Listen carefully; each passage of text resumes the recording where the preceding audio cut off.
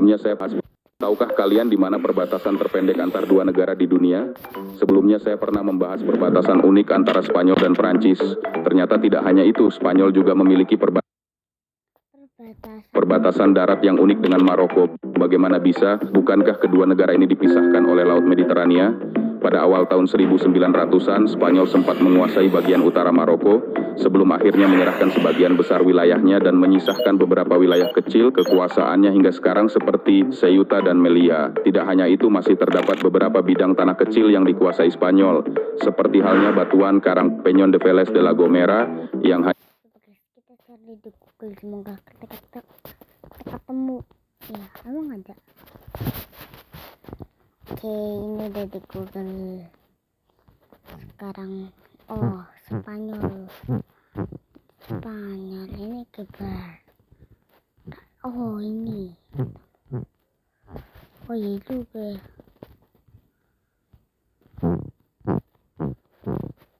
Ternyata masih ada nih, guys. Nih guys, coba kita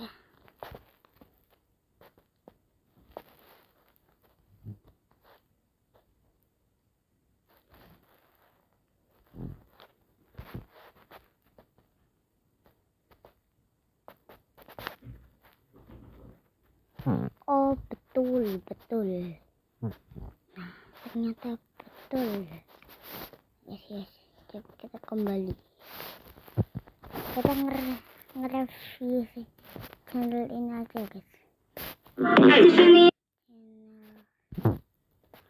MKMTHINGS. Tahukah kamu bahwa Asia memiliki Swissnya sendiri? Swiss yang asli dikenal sebagai negara netral yang menyatakan netralitasnya sendiri. Sementara itu netralitas Swiss Asia atau Turkmenistan diakui secara resmi oleh seluruh anggota PBB. Menariknya, Swiss di Eropa tetap bekerja sama dengan NATO dalam misi penjaga perdamaian, sedangkan Swiss di Asia ini bahkan tidak melirik aliansi militer sama sekali. Satu hal, kalian tahu ada proposal besar untuk membangun jembatan antara Rusia dan Alaska yang disebut Bering Strait Crossing. Ide ini pertama kali muncul pada tahun 1890-an oleh Rusia. Selama Perang Dingin, proyek ini tampak mustahil, tetapi seiring waktu para ilmuwan Soviet menganggapnya sebagai proposal yang menguntungkan. Meskipun biayanya hanya sekitar 3.200 triliun rupiah, masalah utamanya adalah ketegangan antara kedua negara, ditambah lagi cuaca di sana jauh dari kata nyaman. Kalian tahu ada proposal besar untuk membangun jembatan antara Rusia dan Alaska yang disebut Bering Strait. Mana guys, coba kita cek ke Google Map. Nah, uber ikan lele mana ya? Alaska, coba kita ke Alaska. Sini ternyata di sini. Ada jembatan. Betul, jembatan. Nanti ini pulau. Namanya Diomede Island. Keren ya guys, satu arah bisa. Mantap. Oke, ya. Mana ya? Iya guys, yang mana lagi. Iya, cepetan. Aku bagiin 1.000.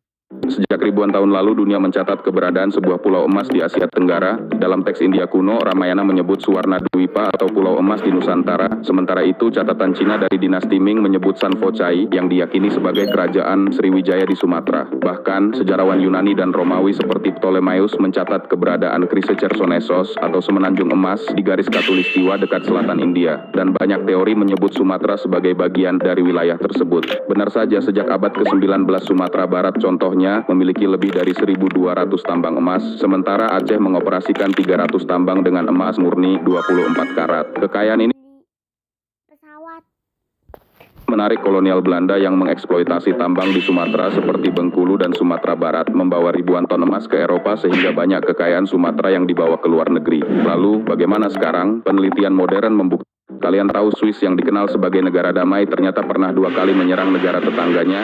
Pada tahun 2007, lebih dari 100 tentara Swiss tersesat dan tanpa sengaja memasuki Liechtenstein karena cuaca buruk. Liechtenstein tidak mempermasalahkannya dan baru tahu setelah Swiss memberitahu mereka. Pada tahun 1985, Swiss juga tidak sengaja menembakkan peluru artileri ke Liechtenstein yang menyebabkan kebakaran hutan kecil. Sebagai bentuk permintaan maaf, Swiss membayar kompensasi beberapa juta francs. Kalian tahu, beginilah tampilan Afrika di masa depan. Ini alasannya, sebuah retakan raksasa sepanjang 50 km muncul di Ethiopia. Hal ini terjadi karena lempeng Afrika dan lempeng Somalia saling menjauh. Proses ini akan terus berlangsung dan Minyak wangi yang disukai. Mengapa gempa bumi seolah membenci Jepang? Faktanya Jepang mengalami sekitar 1.500 gempa bumi setiap tahun. Hal ini terjadi karena Jepang berada di cincin api Pasifik, yaitu wilayah dengan aktivitas tektonik yang sangat tinggi di perbatasan banyak lempeng tektonik. Cincin ini membentang dari Chile di Amerika Selatan hingga Selandia Baru. Namun kondisi Jepang bahkan lebih parah karena negara ini terletak di pertemuan 4 lempeng tektonik. Saat lempeng-lempeng ini saling bertabrakan, gempa bumi semakin sering terjadi. Yang membuat gempa lebih berbahaya bagi Jepang adalah tsunami. Ketika gempa terjadi di bawah laut dan Tsunami Fiji, Afrika, Ekarta, Fiji, Double. Tsunami Sky, Fiji, Sky, Styroning. Este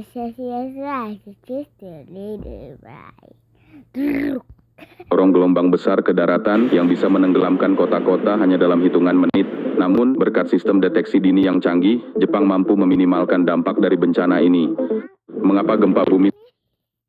Tahukah kamu bahwa konflik global bisa segera terjadi di Arktik?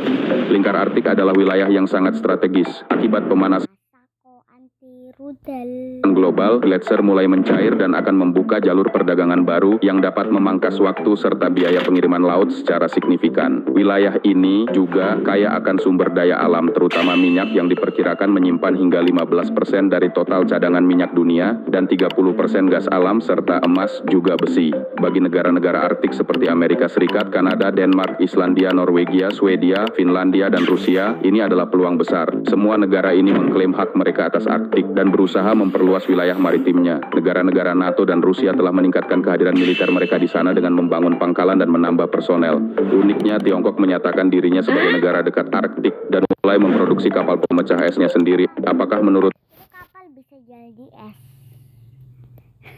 Bisa di laut bukan di es.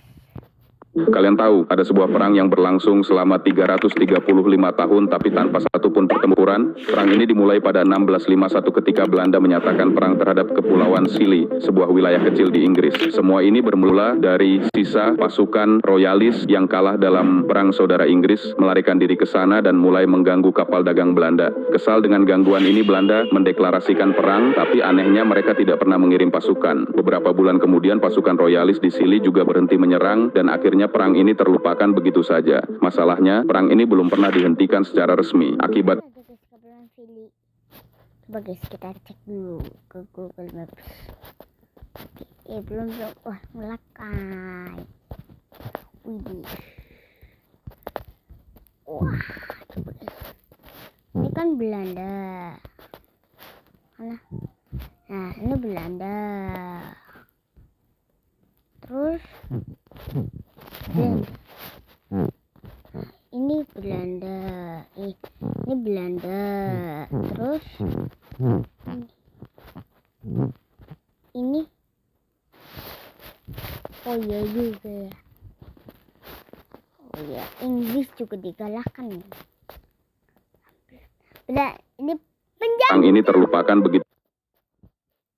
Belanda jajah Indonesia, terus Malaysia juga, terus UK juga menjajah ini, terus habis ini Belanda yang menjajah UK. Belanda ini kayaknya mau tambah gede. Segede apa? Ya gitu kata. Perang ini terlupakan. Letusan Gunung Toba 74.000 tahun lalu adalah yang terbesar dalam sejarah manusia. Ledakannya setara 19.000 kali letusan Gunung Merapi tahun 2010 dan menyemburkan 2.800 km kubik abu vulkanik ke atmosfer. Langit menghitam selama bertahun-tahun, matahari redup dan suhu global turun hingga 5 derajat Celcius. Musim dingin vulkanik melanda dunia menyebabkan zaman es mini yang berlangsung hingga ribuan tahun. Dampaknya, ekosistem hancur, gagal panen meluas dari Afrika, India hingga Asia Timur. Hewan pun mati kelaparan, membuat manusia bertahan dengan sumber makanan yang sangat terbatas. Populasi manusia dari sekitar 100.000. Kalian tahu pulau sebesar Kalimantan terus bergerak. Kalian tahu Polandia hampir berperang dengan Jepang. Sebelum Perang Dunia Kedua, Polandia dan Jepang memiliki hubungan yang cukup baik dan saling menghormati meskipun mereka berada jauh satu sama lain. Namun ketika Perang Dunia Kedua dimulai, Jepang bersekutu dengan Jerman dan mulai menyerang berbagai negara. Di saat yang sama, Jerman juga menginvasi Polandia. Pemerintah Polandia yang berada di pengasingan di Inggris kemudian menyatakan perang terhadap Jepang karena Jepang adalah sekutu Jerman. Tapi alih-alih menerima pernyataan perang itu, Jepang justru menolaknya dan tetap menganggap Polandia sebagai teman, ditunjukkan dengan kerjasama antara Jepang dan Badan Intelijen Polandia. Kalian tahu Polandia hampir berperang dengan... Belajar coding bisa Kalian tahu bagian dari Uni Soviet masih ada hingga hari ini, Transnistria. Transnistria apa tuh? Baru dengar. Coba guys, kita cek dulu ke Google. Masih ada guys? Hingga sekarang Transnistria. Coba guys.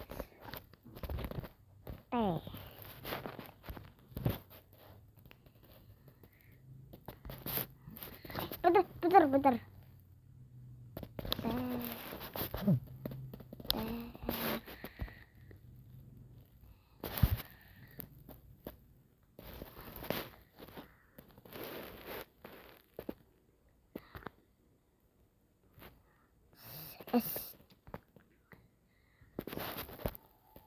Coba guys, Transnistria. Beneran masih ada Transnistria cuy. Ini Transnistria nih.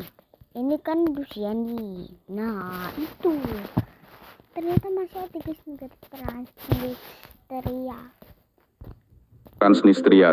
Tapi mengapa Uni Soviet saat... Kalian tahu Cina bisa saja menguasai dunia jauh sebelum Eropa. Pada tahun 1400-an, ketika Eropa masih tertinggal, Cina justru berada di puncak kejayaannya dalam penemuan dan eksplorasi. Di bawah kepemimpinan Zheng He, mereka mengirim armada terbesar di dunia, menjelajahi hingga Afrika Timur dan Timur Tengah. Dengan kapal raksasa dan teknologi navigasi canggih, seandainya Cina terus berekspansi ke Oseania atau Amerika, dunia mungkin akan sangat berbeda hari ini. Namun setelah Zheng He wafat, para kaisar Cina menghentikan ekspedisi maritim dan memilih fokus pada kekaisaran mereka di daratan. Selain itu, berbeda dengan bangsa Eropa, Cina tidak tertarik mendirikan koloni atau menjajah wilayah jauh sehingga budaya dan bahasa mereka tidak berpengaruh. Akibatnya ketika Eropa bangkit dan mulai menjajah dunia, pengaruh merekalah yang mendominasi peradaban modern. Kalian tahu Afrika berencana mendirikan negara baru. Jadi begini, 7 negara ini berencana untuk bergabung menjadi satu negara yang disebut Federasi Afrika Timur. Negara ini akan menghubungkan... Udah guys ya, bye-bye aja ya guys. Sekarang nanti guys, gua nanti next streaming lagi ya guys ya. Bye.